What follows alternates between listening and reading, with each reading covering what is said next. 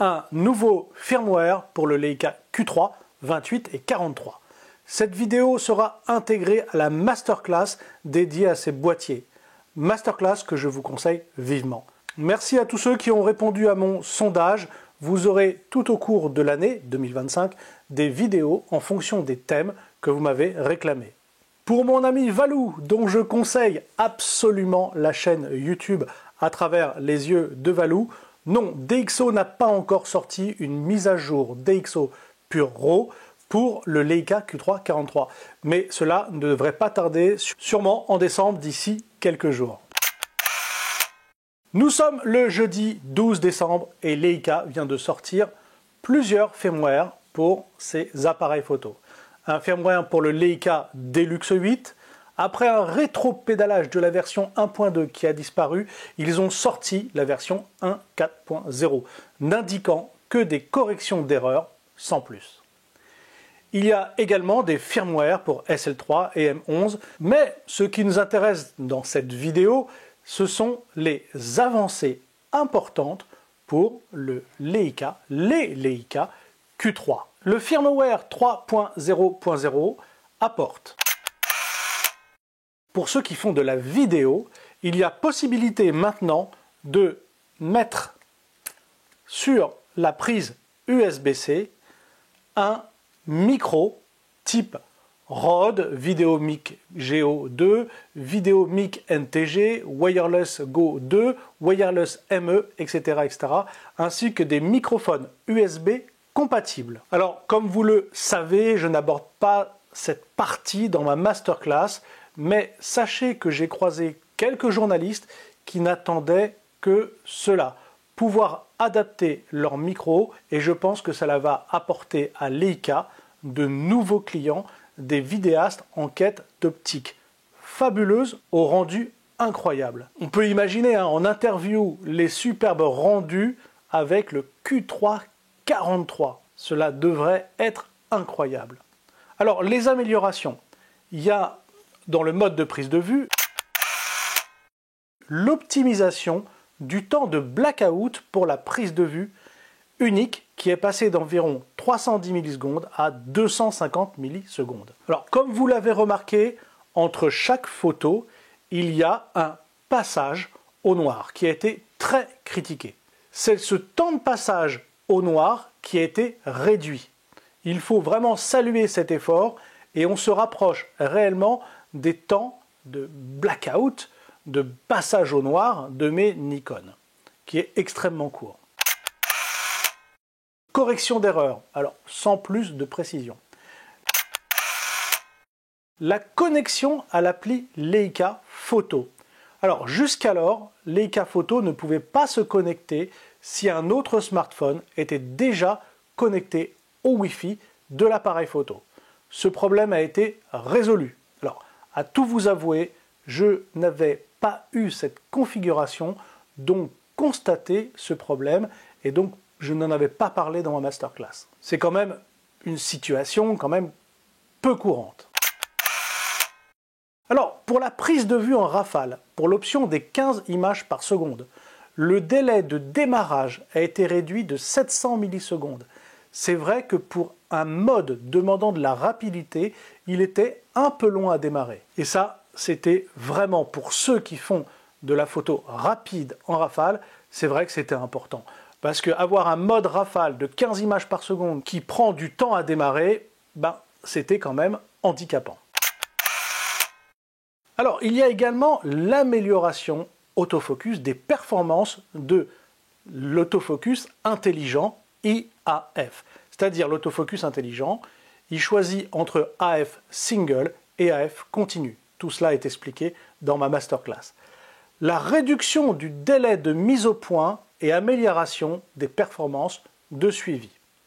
Alors, les quelques tests réalisés à la sortie de l'appareil n'étaient pas pour moi satisfaisants, je l'avais dit. Je déconseillais d'ailleurs ce mode autofocus.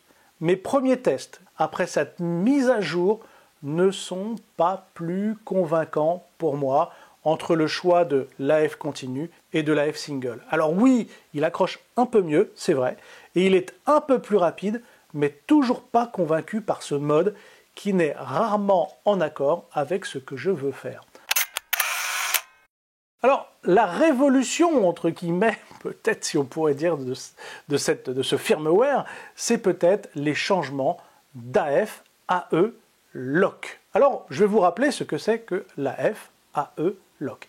AF, lock, c'est la possibilité de pouvoir bloquer l'autofocus, de pouvoir faire son cadrage et de déclencher après. L'AE, lock, auto-exposure, lock, c'est la possibilité d'avoir sa mesure d'exposition, de la bloquer, de la verrouiller, et quand on va recadrer sa scène, l'exposition ne va pas changer. C'est intéressant parce que parfois, rien qu'en changeant le cadrage, on va avoir une lumière qui va arriver, on va avoir un changement d'exposition, mais le sujet que l'on avait, dont on avait précisé l'exposition, dont on avait fait l'exposition, risque de changer à ce cadrage. Donc là, en fait, c'est une possibilité de pouvoir locker, de pouvoir verrouiller l'exposition que l'on a choisie et de faire le cadrage que l'on veut après. Alors, quelles sont les nouveautés par rapport à ça? Parce que les fonctions existaient déjà. C'est qu'elles sont beaucoup plus simples à mettre en place. Par exemple, pour la F-Lock, le verrouillage de l'autofocus, moi, j'ai attribué, en fait, à ce bouton au-dessus de la molette de bord, j'ai attribué ce bouton, maintenant, à AF Lock. C'est-à-dire que je vais pouvoir maintenant non pas appuyer pour faire la mise au point avec mon bouton de déclenchement, mais je vais faire la mise au point avec le bouton AF Lock, je fais ma mise au point est verrouillée, je peux refaire mon cadrage comme je le souhaite, et quand j'appuie, il me fera la photo en ayant conservé la mise au point initiale avec l'AF Lock. C'est très pratique. Donc l'AF Lock est désormais permanente jusqu'à ce que le bouton affecté soit à nouveau actionné ou que le champ AF soit déplacé. Ce qu'on appelle le champ AF, c'est le champ dessiné de l'autofocus que vous pouvez déplacer. Et ça, c'est important. Alors, bien entendu, cela ne fonctionne pas qu'en AF Lock, ça fonctionne en AF Lock ou AF Lock plus AEL Lock. Pour la fonction AE Lock, AEL, elle est maintenue après activation, même si le champ AF est déplacé. Qu'est-ce que cela veut dire? Imaginons que j'ai attribué à cette touche l'AE Lock, c'est-à-dire que je viens faire ma mesure d'exposition, je viens régler ma mesure d'exposition sur mon sujet, je vais appuyer ici, il va la mémoriser, et après, je peux soit venir modifier le champ AF, c'est-à-dire venir faire la mise au point ailleurs, ou changer de cadrage, et quand j'appuierai sur le bouton de déclenchement, il aura gardé l'exposition initiale. Alors je sais bien que ça peut être des termes un petit peu compliqués quand on apprend la photo, mais je ne pouvais pas dans cette vidéo vous faire un cours spécifique sur l'AF Lock et l'AE Lock. Je ferai une vidéo dessus, promis, et tout ça sera expliqué. Également, comme vous le savez, on peut modifier la taille du champ de l'AF. On appuie ici et on va pouvoir agrandir ou rétrécir ce champ AF pour plus de précision. Et bien, jusqu'alors, cette taille de champ AF, elle n'était pas sauvegardée quand vous réalisiez un profil utilisateur. Je vous rappelle qu'on peut faire des profils utilisateurs avec tous vos réglages préférés.